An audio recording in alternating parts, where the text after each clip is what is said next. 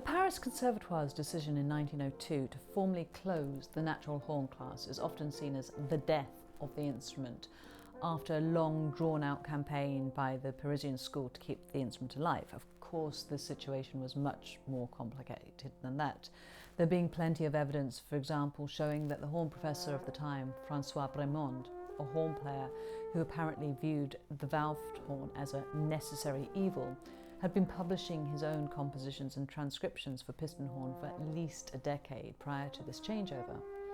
If you want to know more about this period, check out Jeffrey Snedeker's recent book on the horn teaching in Paris during this period. Whilst the natural horn class was discontinued in the early part of the 20th century, elements of the instrument obviously continued to be taught, as can be seen in passages in Paul Ducas's 1908 composition for the Conservatoire's competitions, Villanelle, in which the horn player has extended chromatic passages to play sans les pistons, i.e. without the valves. Throughout Brémond's tenure as horn professor, so up until 1923, the pieces performed for the concours include such passages of hand stopping. It's important to recognise that Villanelle and Dukas' use of hand technique as being very much in keeping with the skills horn players were expected to have in the early part of the 20th century in France. Very few of the pieces composed for the concours have continued to be performed, with the majority falling into obscurity. The main two exceptions being Villanelle, along with Saint-Saëns' Morceau de Concert.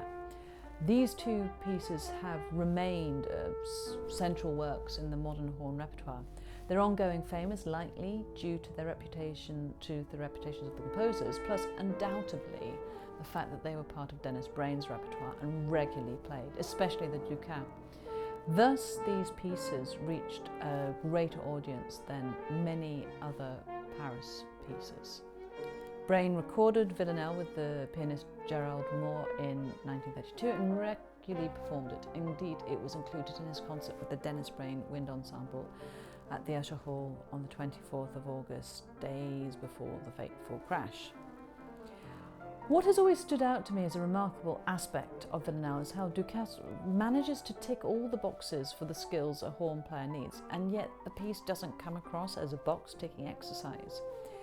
If you were to list all the things you need to be able to do as a horn player, you might include having a full range from at least the low second harmonic C up to the 16th harmonic C, 3 octaves higher.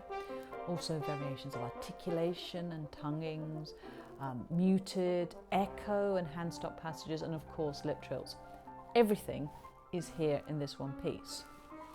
The instrument I've used for this performance seems appropriate for many reasons. This instrument is a sauterelle piston horn. That means it's a piston horn with a removable valve block. This bit comes off and it can turn into a natural horn. The body of the instrument is a natural horn made by Marcel Auguste Rau sometime after 1852, as it has the MAR Poinçon plus Rau Fondateur de l'Empereur inscription dating it to sometime in the Second Empire. This instrument was exhibited in London at the International Exhibition, the Great London Exposition of 1882. By this point in time, L'Abbé had taken over the Rau business, so it may be that this corpus was part of the stock that L'Abbé brought up. The instrument was then sold by the London dealer Hanson in Covent Garden. The valves were added in 1918 by Boosey, and eventually the instrument belonged to the horn player and conductor Norman Delmar, and it's now part of my own collection. Denis Braine also played on this type of setup, Rau horn, with later added detachable piston horns for much of his early career. It's a delight to have such an instrument with such a provenance. Delmar was second horn to Denis Braine for much of his horn playing career. He had been a student of Frank Probin at the Royal College of Music and joined the RAF Symphony Orchestra at the same time as Braine, and the two became firm friends. Frank Probin and Denis's father, Aubrey, had had a slightly strained relationship, mainly because Aubrey Braine had assumed after Adolf Borsdorf's death he would get both professorship at the Royal College of Music in conjunction with the role he was awarded, that of professor at the Royal Academy of Music. According to Braine biographer Stephen Pettit, Probin had a, quote, twofold motive in engineering, end quote, Delmar and Brain meeting, as he wanted Delmar to learn as much as possible from Dennis about horn playing, but he also believed that Dennis would in his turn benefit significantly from Norman's wider musical interests and sophistication. A quick word on one final detail of this performance.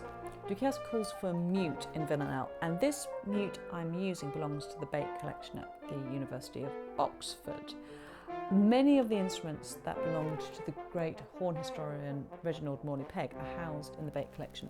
In around 1911, so not long after the composition of Villanelle, Morley Pegg studied with Brémond at the Paris conservatoire.